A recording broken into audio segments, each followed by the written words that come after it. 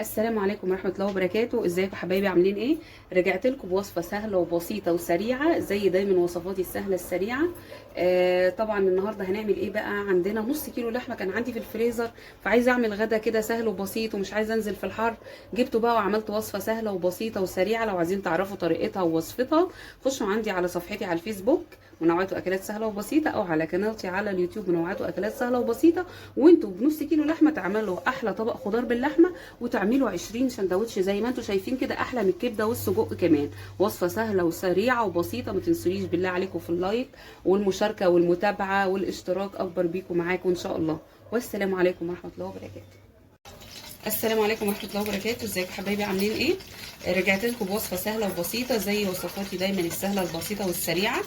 محتارين نعمل غدا ايه النهارده. المهم قلت ايه، فتحت التلاجة كده، قلت الجو حر وانا بصراحه مش عايزه انزل السوق.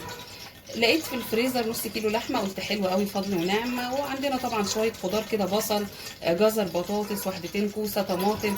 فهنعمل اكله سهله وسريعه. جبنا هنا طاسه على النار وحطينا فيها شويه زيت حلوين، او معلقتين زيت ومعلقتين سمنه حسب رغبتك. وهننزل عليها كده بكام بصله ضربهم في الكبه.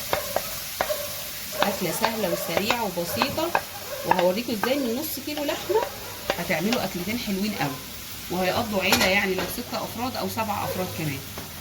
دبري وفري وخليكي ست بيت شاطره وممتازه.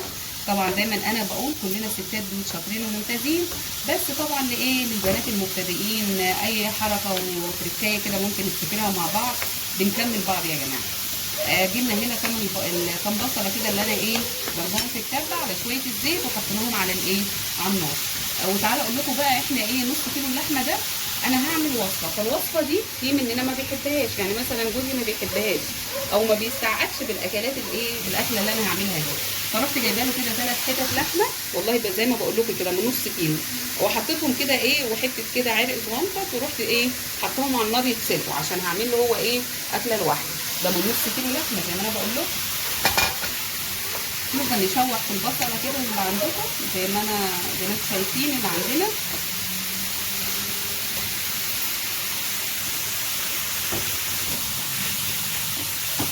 البصله كده ايه عندنا خلاص، يعني نزلت الميه بتاعتها. انا مش عايزاها يعني ايه، انا عايزاها تدبل بس. وهنزل عليها بايه، هنا عندنا كام قرن فلفل سبايسي على رومي والوان، حطيتوه كده اهو. ده كله كان عندي في التلاجة. البصل كده كده موجود في كل بيت طبعا، وقرنين الفلفل دول ايه كانوا موجودين عندي. والله اكله سهله وسريعه وبسيطه وهتعجبكم قوي. دبروا ووفروا، بصراحه الجو حر وانا مش قادره انزل. رحت ملممه كل الحاجات اللي في التلاجة، الخضار. والحمد لله ان لقيت برضو حتتين اللحمه نص كيلو هو كان عندي في الفريزر. وهنعمل اكله حلوه قوي.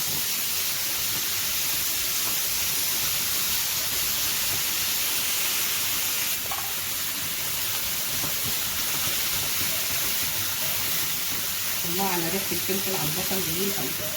بصوا بقى، احنا كده خلاص اهو، يعني قلبتيها تقلبتين بتشوحي كله في بعض. عندنا اهو ايه الباقي النص كيلو لحمه اللي انا ايه ضربته في الكبه برضو عندي. قطعته حتت صغيره في الكبه كده، ورحت ايه فرماه. انك بتعصجي لحمه يعني فاهمه، اكله حلوه وسهله وسريعه. انا بحب تعصيج اللحمه ده قوي كده، ما بحبش احط اللحمه الاول، لا بحب كده. وبعدين انا هنزل عليه بايه، هنزل عليه بايه زي ما بقول لكم، بالايه، بالطماطم. فهيغير لون البصل، يعني ايه هتقولي البصل كده لونه فاتح، لا مش هيبان. بس على فكره لما بتحطي اللحمه الاول، بتحطي البصل الاول واللحمه عليها، وتحطي بقى الطماطم يغير اللون، بتحسي بيضاعف الكميه اللي عندك. البصل ما بيبقاش ايه دبلان قوي كده، يعني بايه الكميه بتكتر عندك. او كده بس ايه، اشوح اللحمه كده في قلب البصل والفلفل، وهنزل عليهم بايه، بالطماطم اللي عندي. الله يا جماعه بقى، الله. حطوا اي بقى توابل عندكم، حطوا فلفل اسود، كمون، كزبره، شويه شطه، شويه بابريكا، كل التوابل اللي عندكم انزلوا بيها. وبعد ما تنزلوا بيها كده، هي اللحمه كده خلاص مش هتاخد وقت. هنجيب ايه، عندنا بقى ايه كام حبايه طماطم كده، هاخد منهم ايه دول عشان يغيروا اللون. لو عايزه تنزلي بصلصه عادي خالص. شايفين حطينا كده بس كفايه، ودول هخليهم اعمل بيهم الايه، الاكله الثانيه اللي انا بقول لكم عليها.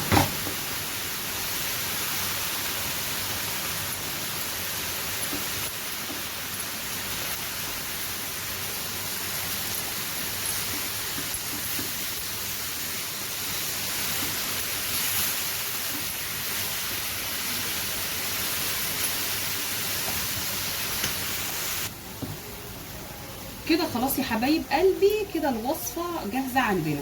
هعمل ايه بالوصفه دي بقى؟ بصوا بقى، شوفوا حتتين اللحمه دول اللي انتوا شايفينها دي، تعصيبه اللحمه دي او الخلطه دي، ممكن تعملوا بيها صينيه رقاق، ممكن تعملوا صينيه جلاش، ممكن تعملوا صينيه مكرونه بشاميل وهتبقى جميله جدا.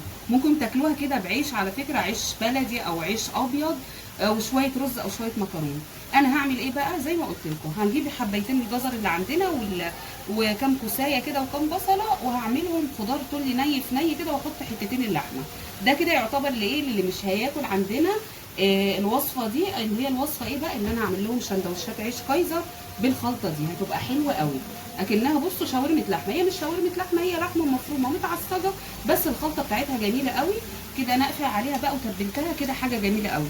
هتبقى بقى جنب شويه رز اصفر، شويه رز كده ابيض، اي حاجه، والخضار التورلي اللي عندنا، وعندنا حتتين اللحمه. شوفوا بقى، عملت وصفه حلوه قوي وهوريها لكم كده. عملت وصفتين، عملت لحمه بالخضار، وعملت سندوتشات ايه باللحمه المفرومه ايا كان، او اللحمه المعصجه، حاجه كده ما شاء الله. دبري وفري من نص كيلو لحمه تعملي احلى اكلات. معايا اكلات سهله وبسيطه، يا ريت لو وصلت لحد الثانيه دي فضلا وليس امرا ما تستخسروش فيا وتستكتروا عليا اللايك يا جماعه، والمشاركه والايه والمتابعه، سواء على صفحتي على الفيسبوك او الاشتراك على قناتي على اليوتيوب، منوعات واكلات سهله وبسيطه. بصوا يا حبايبي، احنا كده خلاص خلصنا الوصفه بتاعتنا. زي ما قلت لكم نص كيلو لحمه عملنا احلى اكله منه.